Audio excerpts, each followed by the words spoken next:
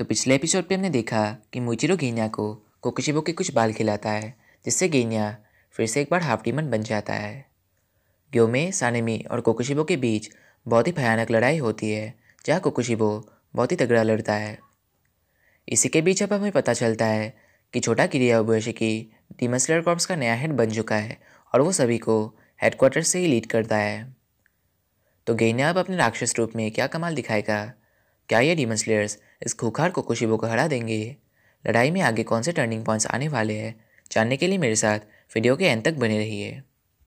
And yes, मैं पहले ही बता देता हूँ कि आपको वीडियो के बीच बैकग्राउंड में शोर शराबा सुनने मिल सकती है, क्योंकि मैं वीडियो को स्ट्रीट के पास एडिट कर रहा हूँ। सो उसके लिए मुझे माफ़ करना। 忍びの時代は終わる。そうだ。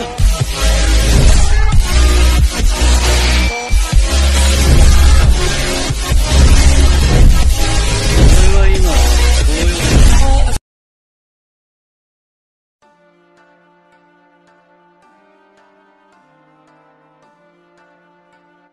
ग्योमे स्टोन ब्रीथिंग 5th फॉर्म के लिए रेडी होता है, पर इससे पहले ही कोकोशिबो मून ब्रीथिंग 16 फॉर्म को यूज़ करता है। ग्योमे सोचने लगता है, इस राक्षस के तो हमले की कमी ही नहीं दिख रही है, और कितने फॉर्म्स वो यूज़ कर सकता है। ये असाधारण है कि वो बहुत तेज़ है। मैं हमला कर नहीं पा रहा क्योंकि हर बार वो मेरे हमलों को प्रेडिक्ट कर लेता है। मेरे हमले करने के पहले ही वो मुझ पर हमला करता है। वो मुझे उसी वक्त पढ़ लेता है जब मैं किसी हमले को करने के बारे में सोचता हूँ। क्या वो किसी सुपरनेचुरल पावर्स का इस्तेमाल कर रहा है? ये डीमन देख क्या रहा है? मुझे अपने सेंसेस पर ध्यान देना होगा। जो गलत है उसकी सच्चाई का निर्धारण करना होगा। डीमंस इंसानी रूप का ही एक परिवर्तन होता है। जो एक डीमन भी कर सकता है वो एक इंसान भी कर सकता है। ब्रीथिंग स्टाइल्स इंसानों को डिमोनिकली स्ट्रांग बनाता है। मेरे ये आंखें जो देख नहीं सकते, यही आंखें इंसानी प्रकृति को देख सकती है। वो मुझे भटका नहीं सकता। मुझे अपने सीमाओं को ऑब्जर्व करना होगा। इसी के साथ ग्योमे आगे बढ़ता है। तभी वो कोकोशिबो के शरीर को सी थ्रू वर्ल्ड टेक्निक से देख पा रहा था। वो ऐसा फील कर रहा था कि वो कोकोशिबो के पल्स को सेंस कर सकता है। मीनवाइल मुइचिरो भी हिम्मत के साथ आगे बढ़ता है। वो सोचता है, मुझे उसके पहुंच के अंदर जाना ही होगा। अगर मैं थोड़े पल के लिए भी उस राक्षस को रोक सकूं, तो सानेमी या ग्योमे उसके गले को काट सकेंगे। मुझे इस पर पूरा विश्वास है। मैंने एक हाथ खो दिया और खून भी बहा रहा हो, सो मेरे पास ज़्यादा समय बचे नहीं है। जब तक मैं हिल सकता हूँ, मुझे कुछ करना ही होगा। ग्योमे इसे नोटिस करता है और मुइचिरो के काम को अंजाम देने के लिए सानेमी के साथ मिलकर कोकोशिबो को 3 तरफ से डिस्ट्रैक्ट करता है। बट कोकोशिबो उन तीनों को ही एक साथ देखकर उन्हें एक ही हमले पर मारने का एक अपॉर्चुनिटी पाता है। इसी के साथ वो उन पर मून ब्रीथिंग 14 फॉर्म को यूज़ करता है। तीनों ही अटैक को सक्सेसफुली डॉच करने में कामयाब होते हैं और ग्योमे कोकोशिबो पर एक आयरन बॉल फेंकता है। इससे कोकोशिबो शॉक्ड हो जाता है। उसी पल सानेमी का हमला कोकोशिबो को पीछे छोड़ देता है। इसके बाद ग्योमे कोकोशिबो के दाहिने कंधे को काट डालता है। एटलास मुइचिरो कोकोशिबो के पेट पर तलवार घोंपकर इस परिक्रमा को समाप्त करता है। हाउएवर, इससे मुइचिरो अपने एक पैर को खो देता है। कोकोशिबो एकदम हैरानी से सोचने लगता है, इस घायल बच्चे ने मेरे पहले के उस हमले को लकीली डॉच किया।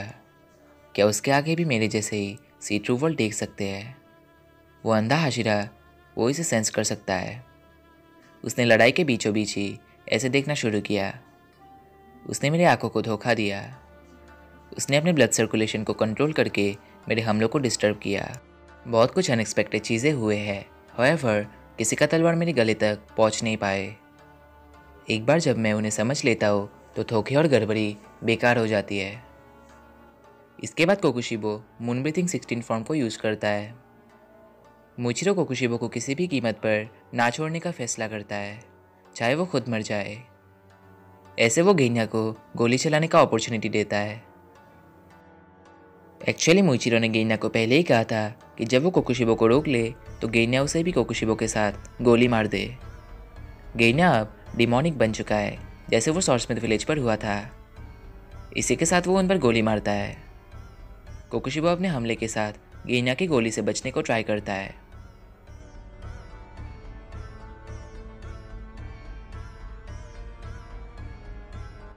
जब गेन्या कोकुशिबो पर गन चलाता है, कोकुशिबो गोलियों को अपनी तलवार से वापस भेजता है। हाउएवर वो गोलियां खुद ब खुद कोकुशिबो तक वापस जाने लगते हैं, एज इफ उनमें जान हो। इससे कोकुशिबो भी हैरान रह जाता है। कोकुशिबो नोटिस करता है कि गेन्या का बंदूक रूप बदल रहा है। तभी कोकुशिबो के शरीर को फंसाते हुए एक पेड़ नीचे से उग जाता है। इससे कोकुशिबो हिल नहीं पा रहा था। ये एक्चुअली गेन्या का ब्लड डीमन आर्ट होता है। कोकुशिबो को पता चलता है कि गेन्या ने कोकुशिबो के बॉडी पार्ट्स खाए हैं। फिर वो सोचने लगता है, ये डिस्टर्बिंग फीलिंग मेरे शरीर के केंद्र से मेरे सर तक दौड़ रही है। मेरे जान को खतरा महसूस होता है क्योंकि मेरे शरीर का अंतर्भाग जम जाता है। मेरे मानसिक संतुलन का मेरे पैरों से गिर जाने का ये एहसास घिनौना है। ये 400 साल पहले का यादें वापस लाते हैं। इसके बाद कोकुशिबो को 400 साल पहले का एक घटना याद आता है।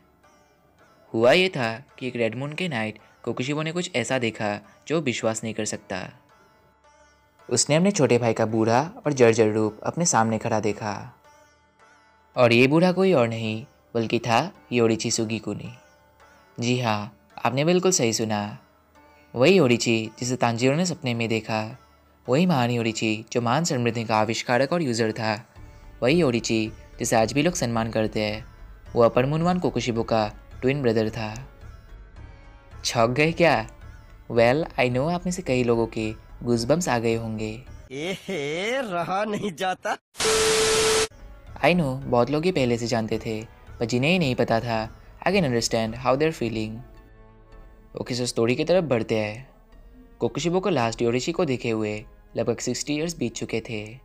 सो योरिची शायद लगभग 80 साल की उम्र में मर चुका होता।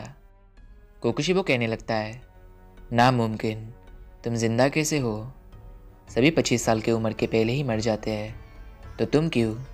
सिर्फ तुम ही क्यों? इस पर बूढ़ा योरिची जवाब देता है, मेरे दया मेरे भाई। कोकुशिबो के ऊपर योरिची को दया था, पर कोकुशिबो गुस्सा भी नहीं था। इवन दो 60 ईयर्स पहले योरिची कोकुशिबो के लिए एक जाला ही था। जिस आवाज़ ने कोकुशिबो को भैया पुकारा था, वो उसके लिए बेसुरा ही था। योरिची ने कभी भी ज़रा सा भी जज्बा नहीं दिखाया। सो बूढ़े योरिची को आंसू बहाता देख कोकुशिबो में पहले बार कुछ उमड़ पड़ा। वो अपने अनएक्सपेक्टेड अशांति पर कंफ्यूज था। उसे अपने इस हिस्से को तब से मारना चाहिए था जब वो इंसान था। योरिची एक डीमन स्लेयर था और कोकुशिबो को उसे मार ही डालना था जो उस पर तलवार चलाए। बट योरिची का अजीब सेंटिमेंटलिटी अगले ही पल गायब हो जाती है। तभी योरिची अपने तलवार के साथ प्रस्तुत होता है। मानो चट्टाने दोनों कंधों पे रुके हो। योरिची के थमकाने के ऑरा के वजह से हवा के वजन बढ़ गया, ऐसा कोकुशिबो फील कर रहा था। तभी योरिची कहता है, मैं आ रहा हूँ बड़े भाई। तभी एक ही झटके पर योरिची कोकुशिबो के गले पर हमला करता है। कोकुशिबो मन में ही सोचने लगता है, हमेशा सिर्फ तुम ही क्यों खास थे? तुम्हारा डीमन स्लेयर मार्क भी है, फिर भी तुमने ज़्यादा जिया। योरिची ने जिस टेक्निक का यूज़ किया उसमें उसके जवान दिन के हमलों से अलग कुछ नहीं था।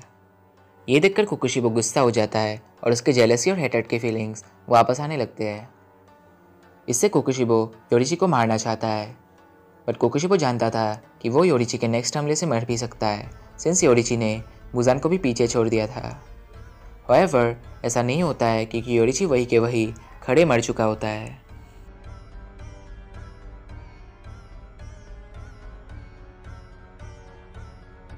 ये सब याद करके कोकुशिबो गुस्से में जोर से चिल्लाने लगता है। उसके शरीर से कुछ मून शेप शॉकवेव्स निकलते हैं जो ग्योमे, सानेमी, मोइचिरो और गेन्या को काटते हैं। तभी कोकुशिबो अपने शरीर के हर जगह स्वॉर्ड सुखाता है। सभी को इससे पीछे धकेला जाता है और गेन्या पूरे आधे में कटा जाता है। हालांकि मोइचिरो अपने स्वॉर्ड पर लटका होता है, फिर भी वो कोकुशिबो के पेट पे उस स्वॉर्ड को घुसा रहा होता है। सानेमी और ग्योमे हार ना मानते हुए कोकुशिबो पर हमला करने आते हैं। ये देखकर मोइचिरो सोचने लगता है कि वो उन दोनों को मरने नहीं दे सकता।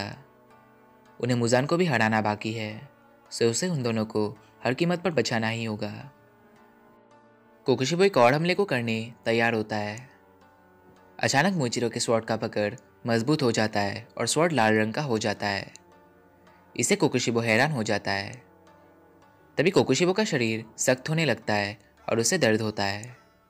उसे ऐसा फील होता है कि उसके अंग जल रहे हैं। इसके फ़ायदा उठाते हुए सानेमी कोकोशिबो के गले पर हमला करता है।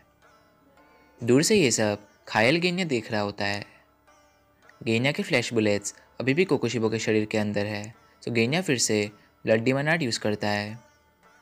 इससे कोकोशिबो के पीठ पे पहले के जैसे एक और पेड़ उग जाता है। कोकोशिबो गेन्या से बचने को सोचता है, पर उसके हमले अब काम नहीं कर रहे थे। तभी ग्योमे का फ्लेल कोकोशिबो के गले पर पड़ता है। इससे कोकोशिबो दर्द से बहुत चिल्लाने लगता है। उसका गला बहुत मजबूत होने की वजह से ग्योमे फिर से हमला करने को सोचता है। तभी ग्योमे अपने कुल्हाड़ी से कोकोशिबो को नीचे से हमला करता है। हाउएवर, कोकोशिबो अपने स्वॉर्ड से ग्योमे की कुल्हाड़ी को रोक लेता है। अपना ब्लड डिमोनार्ड ना कर पाके कोकोशिबो नोटिस करता है कि गेन्या का वो पेड़ कोकोशिबो का खून पीकर बढ़ रहा है और मोइचिरो के उस लाल स्वॉर्ड की वजह से उसका शरीर सख्त भी हो रहा है। जब कोकोशिबो मोइचिरो के इस लाल स्वॉर्ड को देखता है, उसे याद आता है कि योरिची का भी तलवार ऐसा ही लाल था। तभी उसे अपने और योरिची के बीच का एक बातचीत याद आता है। कोकोशिबो योरिची से पूछता है, तुम किसको अपना सक्सेसर बनाओगे? उसने ऐसा इसीलिए पूछा क्योंकि उसे मालूम था कि इतना शक्तिशाली कोई भी नहीं है जो उन दोनों की बराबरी कर सके। सो कोकोशिबो चिंता में था कि एक दिन उन दोनों के ब्रीथिंग स्टाइल्स गायब हो जाएंगे। योरिची मुस्कुराते हुए कोकोशिबो को जवाब देता है, भाई, हम दोनों इतने भी महान नहीं हैं जितना तुम्हें लग रहा है। हम बस ह्यूमन हिस्ट्री की लंबी किताब में एक लाइन है। इवन जब हम बोलते हैं तो उन लोगों की आवाज़ें आते हैं जो हमसे आगे निकल जाएंगे। वे फिर से उसी जगह अपने रास्ते खोज लेंगे।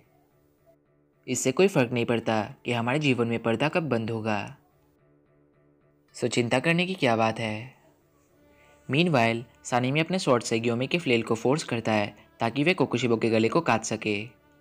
तभी ग्योमे और सानेमी के हथियार भी लाल बन जाते हैं और कोकोशिबो का गला कट जाता है फाइनली।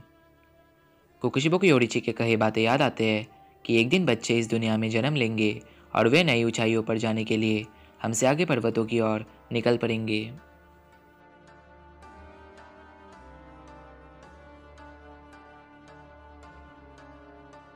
तो गाइस, आई होप मेरा एक्सप्लेनेशन अच्छा था एंड क्लियर था। वीडियो में अगर कुछ गलतियाँ हुई हो तो प्लीज़ माफ़ करना। अगर वीडियो अच्छी लगे then please leave a like and don't forget to subscribe my channel, क्योंकि मैं ऐसे ही एक्सप्लेनेशन वीडियोस लाता रहता हूँ। अगर आपने मुझे इंस्टाग्राम पे अभी तक फॉलो नहीं किया है देन अभी जाओ और फॉलो करो। मैं वहाँ भी एक्टिव रहता हूँ। Link is in the description. So आज के लिए बस इतना ही। Bye bye.